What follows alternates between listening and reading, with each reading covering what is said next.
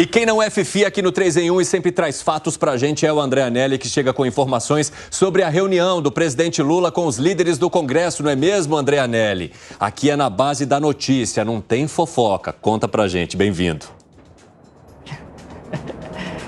Oi, Evandro, muito boa tarde para você, boa tarde a todos ligados aqui no 3 em 1 da Jovem Pan.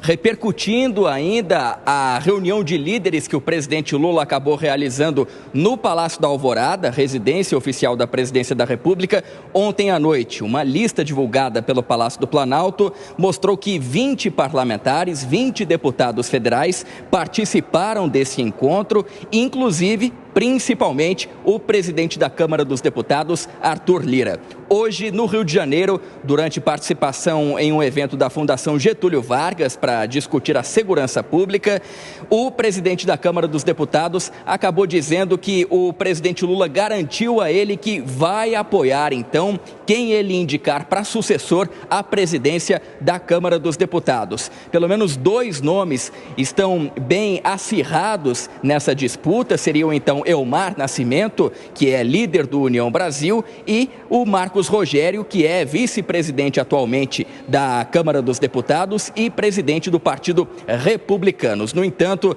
o apoiado, então, por Arthur Lira ainda não foi revelado, lembrando que essa eleição ocorre só em fevereiro do ano que vem, ou seja, daqui a 1 ano, e como Arthur Lira já está há 2 mandatos na presidência da Câmara dos Deputados, ele não pode mais se candidatar, então, para a reeleição. Mas esse é só um dos pontos que acabaram repercutindo, então, em relação a essa reunião de líderes que aconteceu ontem à noite no Palácio da Alvorada. Eu conversei ontem com o líder do PSB na Câmara dos Deputados, deputado federal Gervásio Maia. Ele disse que a reunião foi apenas para melhorar o clima, melhorar a relação entre executivo e legislativo, e nenhuma pauta específica, nem de ordem econômica, nem de ordem política, foi debatida nesse encontro. Os deputados saíram falando muito bem da articulação do próprio presidente Lula, que prometeu, inclusive, que vai fazer reuniões como a que foi realizada ontem à noite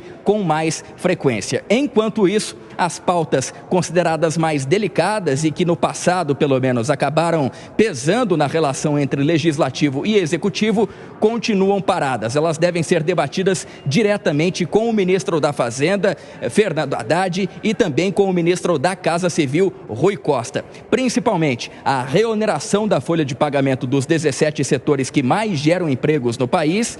O presidente Lula já tem demonstrado, então, uma iniciativa de voltar atrás, pelo menos em relação à medida provisória que estabelecia essa cobrança. Isso foi dito ao presidente do Senado, Rodrigo Pacheco, e também discussões em relação aos recentes vetos. O primeiro, ao veto do calendário, que acaba estabelecendo, então, o cronograma de pagamento de emendas na Lei Orçamentária Anual, a LOA, e ainda o veto aos 5 bilhões e 600 milhões de reais das emendas de comissão. Isso acabou sendo cortado também pelo presidente Lula na sanção do orçamento. Temas delicados ficaram de lado. A reunião de ontem, então, foi apenas para restabelecer um diálogo que estava estremecido, e essas pautas mais delicadas vão seguindo adiante, então, com a interlocução principalmente de Fernando Haddad e também de Rui Costa, da Casa Civil. Evandro. Muito obrigado pelas informações, viu, André Anelli? Bom trabalho para você. Luiz Felipe Dávila, o que você acha que rolou nesse cardápio do encontro do presidente da República com os líderes do Congresso, principalmente Arthur Lira? Bom, o que aconteceu foi o esperado. Arthur Lira foi ao encontro porque já estava tudo resolvido antes de ir lá comer pastel e tomar uísque com o presidente. E o que já tinha sido resolvido antes do encontro, e é assim que se vai em reunião política, primeiro a gente resolve as coisas por trás das cenas, depois nós vamos comemorar, tomar champanhe, tomar uísque, comer pastel. Mas antes precisa resolver. E resolveu, que era a liberação das verbas para os parlamentares até 30 de junho, ou seja, para beneficiar os parlamentares nas suas eleições municipais. Essa era a principal coisa que estava engasgada na garganta de Arthur Lira e, portanto, o tom do discurso muito duro na abertura dos trabalhos do Congresso em 5 de fevereiro. Então, como isso foi resolvido, o clima ficou fantástico, porque aí tudo pode se discutir. Sucessão na Câmara, PL da reoneração, pode discutir o que for. Mas a principal medida, a espinha que estava na garganta de Arthur Lira, foi resolvida pelo governo.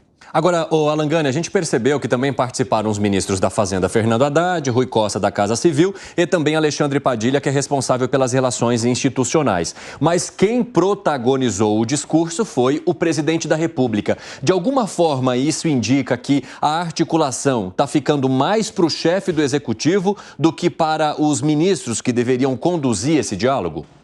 Perfeita a sua colocação, Evandro, né? A gente costuma dizer que político ele gosta de poder, dinheiro e carinho. E o carinho significa receber o presidente da República. Isso é um prestígio muito grande para um parlamentar. Ou mostra também que a articulação política, tanto do Padilha e também do Rui Costa, não estava funcionando. É por isso mesmo que o presidente tem que entrar a campo. E entra, né, entendendo ali que aquela estratégia de 2023, Evandro, ela não deu certo. Ou seja, segurar, né, as emendas e ir liberando emendas à votação.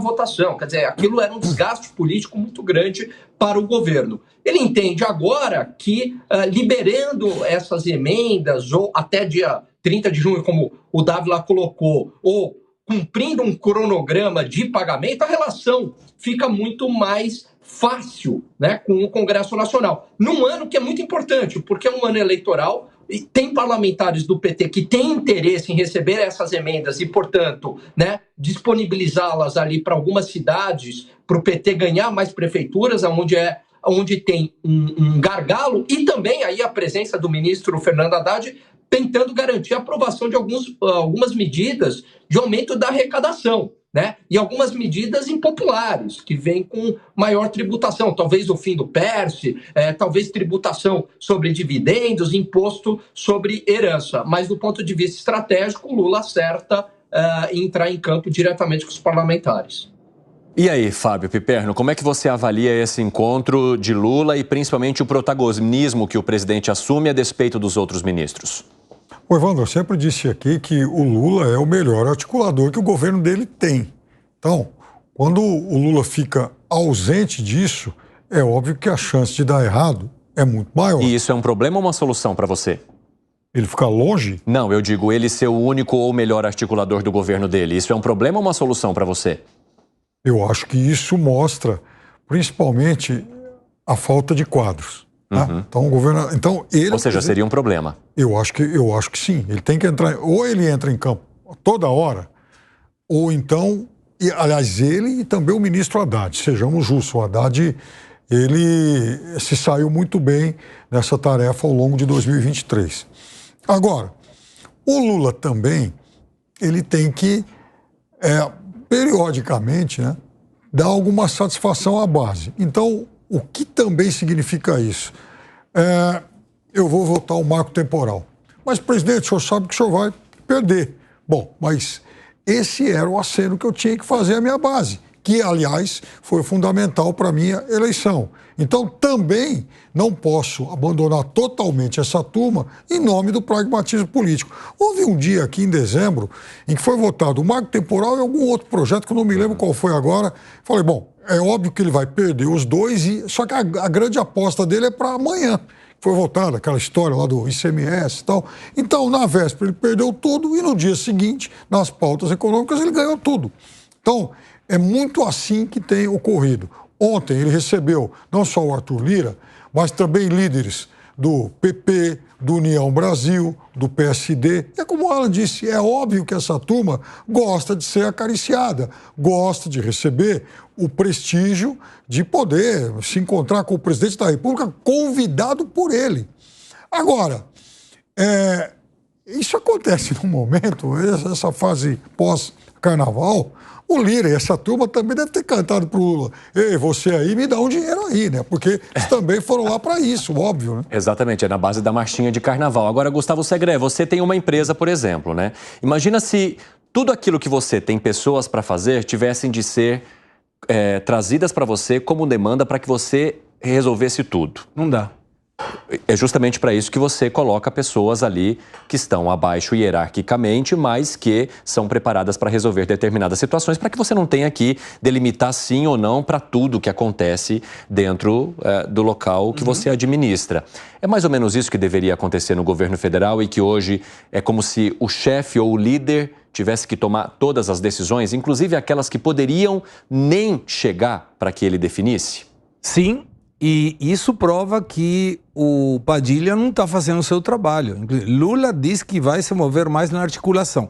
Quem é o ministro da articulação? Alexandre Padilha. Ele não está fazendo o trabalho.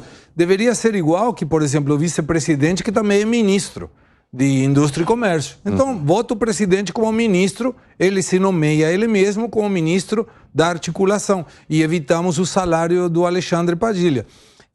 A única dúvida nesse sentido, e eu acho um erro do ponto de vista da negociação, é que o presidente é o último na linha, é aquele que desce com o martelo e fala fechou ou não.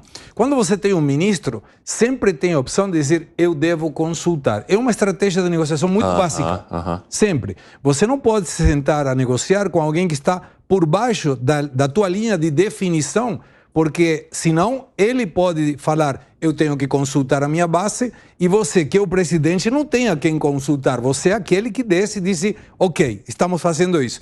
Então, do ponto de vista da estratégia da negociação, não é legal para o presidente ele estar negociando, ele sendo a pessoa que define absolutamente tudo, com alguém que pode consultar na base. E um dado que eu não sei o timing, não sei se foi antes ou depois, mas tem informações de que o Lira já está verificando com as bases dentro e os líderes de diferentes partidos na Câmara para ver se não coloca alguma lei que limite o poder da Polícia Federal dentro da Câmara dos Deputados. Não sei se isso inclui também senadores. Mas depois daquelas aquelas buscas de apreensão que foram feitas... Então, eu não sei se isso foi antes ou depois para saber se o presidente sabia disso ou não sabia. O que fica muito claro é que depois dessa reunião, liberadas as emendas, Lira pode colocar na pauta aquilo que o presidente está pedindo. Isso não quer dizer que seja aprovado.